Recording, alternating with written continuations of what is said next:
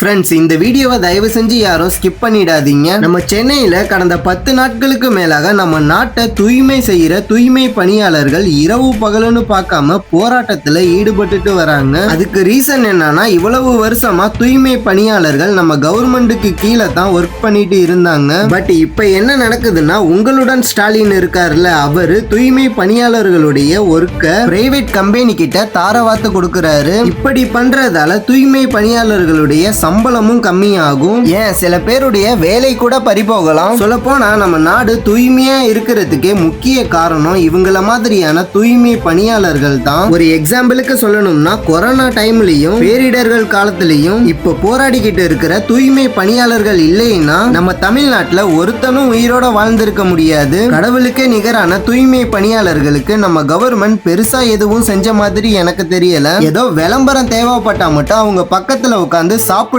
மாதிரி ஷூட்டிங் பண்ணிட்டு ஓட்டுக்காக பப்ளிசிட்டி பண்றதுக்கு மட்டும் அவங்க உங்களுக்கு தேவைப்படுறாங்க. எங்களுடைய வேலையை எங்களுக்கு நிரந்தரமா கொடுங்க அப்படின்னு கேட்கும்போது, உங்க கண்ணுக்கு தெரியலையா ஸ்டாலின் சார் இப்படின்னு நான் கேட்கல. நீங்க போட்டோ ஷூட் பண்ணீங்களா, அவங்க கண்ணீர் விட்டு கேட்கறாங்க. இப்படி நம்ம தமிழ்நாட்டுல எல்லா துறையையும் தனியாருக்கு டெண்டர் விட்டா கவர்மெண்ட் எதுக்குன்னு எனக்கு தெரியல. யாரோ ஒரு தூய்மை பணியாளர்கள்னு நம்ம கடந்து போகிறதால தான் இந்த விஷயம் இன்னும் பெருசாகாம இருக்குது. அவங்களும் நம்மள ஒருத்தன்னு நினைச்சு இந்த வீடியோவை தயவு செஞ்சு எல்லாருக்கும் ஷேர் பண்ணுங்க. ஏன் எது நடந்தாலும் உங்களுக்கு எடுத்து சொல்லணும். நம்மளால செய்யறானுங்கல்ல, அப்படியே இந்த சூடு சொரணை இல்லாம சாய்ச்சிட்டு இருக்கீங்க.